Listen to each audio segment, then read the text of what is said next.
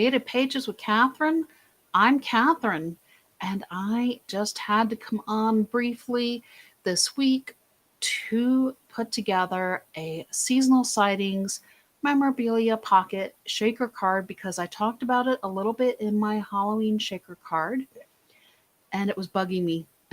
And so, those of you that have worked with me in person and at some of my virtual crops know that if it bugs me, I feel like I need to show it because, it's probably bugging somebody else out there.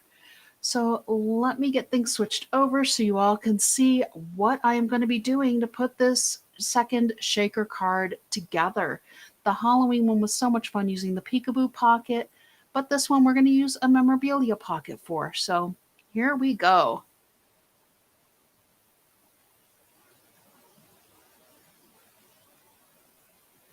All right. So my desk is a little bit of a mess right now because I was working on just kind of getting things so they would go a little bit smoother, but I knew I was going to have to do some cutting for this one, and I wanted to show you all while I did it. So I have pulled out my 12-inch trimmer. I also have the pack of memorabilia pockets, and we're going to use the 4.1 by 3.6 size. It does come with a lot of different sizes in the pack, which is fun. We are also going to use the Seasonal Sightings collection. I have embellishments that we're going to use some of the gems from coming up. I also have paper. I picked the poinsettia paper, which is going to be our front, and you can kind of get a preview of what we're going to be doing with that. I also pulled out my holly punch with this plaid piece of paper. That is going to be some of my shakers in my card. And I pulled out these other two papers. One is from the tonal collection, the Seasonal Sightings Totally Tonal, or not Totally Tonal. Well, I will put it in the comments if somebody wants to know, or I'll just put it in the comments because it's going to bug me now. But it is okay, I'm just blanking out on it and it's okay. Anyways, I use these two papers to create some extra interest with the Poinsettia Edge Border Maker cartridge, which turned out so fun because I layered them, and these are actually going to go inside our card. And you can see here I cut this one 5.5 inches by 1.5 inch for the cardinals, and then I've attached it with my repositionable tape, and this other one is at 3/4 of an inch by 5 inches. I just took a little bit off of the end because I wanted the dips to line up. So you have a little bit of blank kind of at the edges, but I don't think that's going to be a problem once we get our card put together. This is going to go inside our card.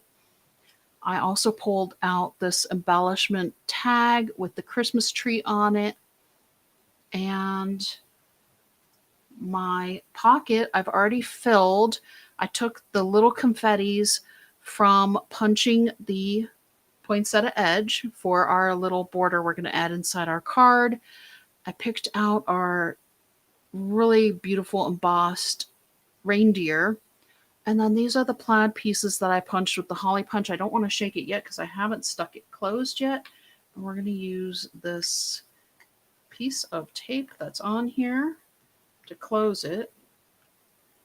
And then we'll get rolling here once I get the piece of tape off. There we go.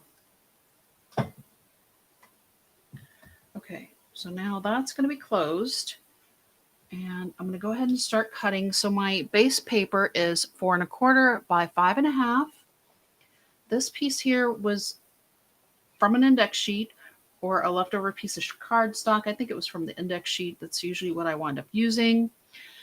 And I cut this one at 3.25 inches by 2.25 inches. So 3.25 by 2.25. And I went ahead and I grabbed out my zero centering ruler and I lined up my box directly in the middle of the back side of my paper.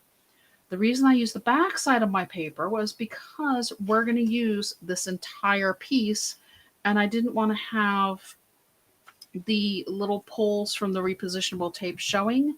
when we pull this other piece off. So let's get this lined up in our trimmer here. And we're going to use our cutting guide that you pull down from either the top or the bottom of your trimmer. They're housed in these pieces here. Oops, that one's not on camera. So here, you can pull it up from the bottom or down from the top, and that's going to show where our blade is going to go.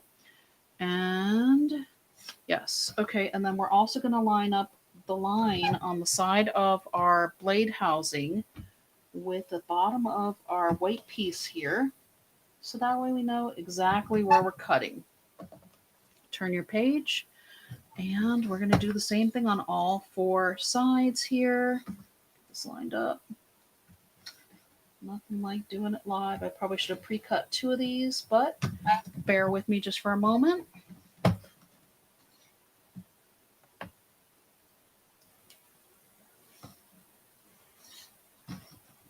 This is why I put the music on the edited video. So that way y'all wouldn't have to be just waiting for me to get this cutting done, but it's so necessary to do it this way because that way you know you're getting exactly the size out of this that you need, the exact window. And I have a couple of little pieces or little edges that came off. We're going to go ahead and pull this piece off of here so we can use it. Oh, cardstock. And set that aside. Set aside my trimmer. And let's get this put together. We want this piece, obviously, it's going to go in the center. So let's go ahead and add a little more repositionable tape here because this needs to be centered first. And the easiest way to center it is going to be by lining this piece up first. And I've just put a little piece at the very top so that way it'll hold it in place while we position this other one back in. You can see where we cut it. Make sure you line that back up. So essentially, we cut a piece of paper and we're putting it back together again. And then we're going to lift this up. And actually, I probably should have put it on the side, but that's okay. We're going to pull that off. We're going to put this on, but I actually do need this on the side. So that way we can get our pocket under here and have it so it's lined up just right. So that way this fold is not seen. I'm going to pull off the backing that has the sticky part. So these are self-sticking, whereas the peekaboo pockets were not. Lift this up just a little bit. Make sure when you put your repositionable tape on, you get it a little closer to the edge than I did, because now it's coming up again. Okay, hang on, flipping that over. I'm going to work towards the edge on my mat there. Okay, putting this back on. Sorry about that for the third time. Like I said, sometimes when you're live, things happen and you just have to go with it. And that's what I am trying to do here, because I really wanted to show this.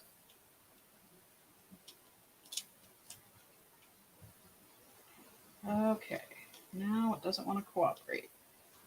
So trying to line it up from the right side here. There we go. Okay, back on here. Line you up.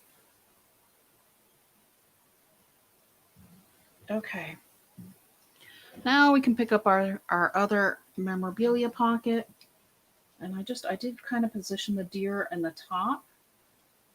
And really, you want it to be where it's close to the top edge of the card here, because in this window, you see, is where we're going to see our actual deer going through. And I'm going to pull this up because I know I got my pocket straight. I'm going to work on my silicone mat here to get my actual piece with the regular tape runner now that I have a little bit of repositionable on here, but I want to actually get this thing secure. So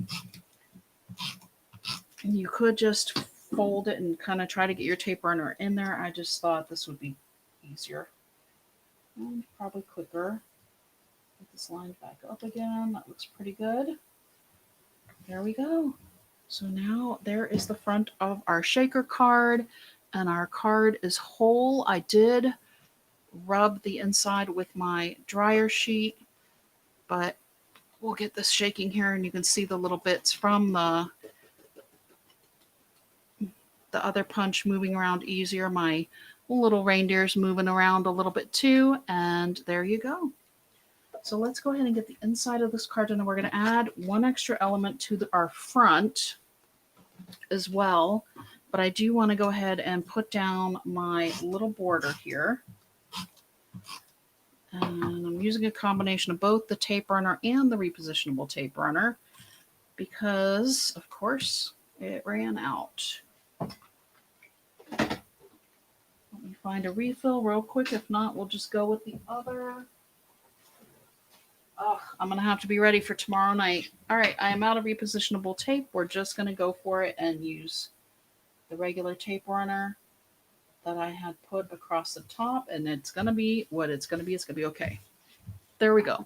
So there's the top of our card, and we're going to add this tag over here towards the corner, just coming down with the little Christmas tree. I am going to cover up this other cardinal just a little bit because I like having the red being highlighted a little bit more because of our red underlay here and the red little holly dots. So there's that on the inside of our card, and then you can just write whichever Christmas message you want.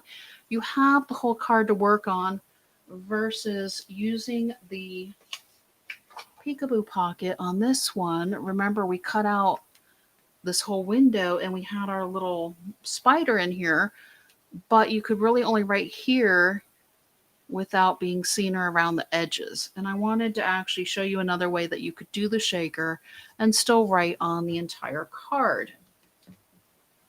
So there's that.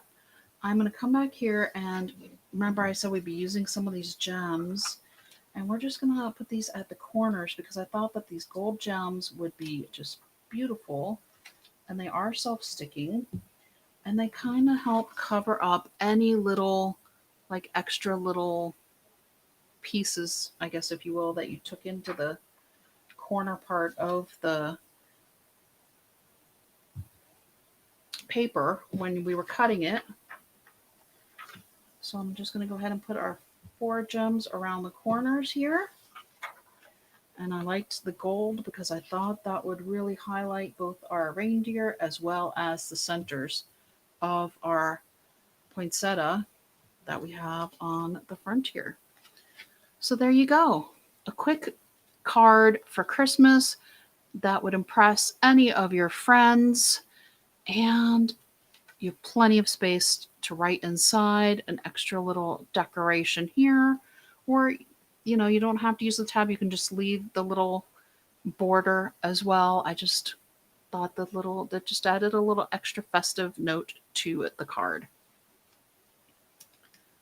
All right. Go ahead and make a comment if you have any questions about any of that. I did want to go kind of quick. And hit the thumbs up. Let YouTube know that you're enjoying watching my videos. Until next time, thank you so much for joining me.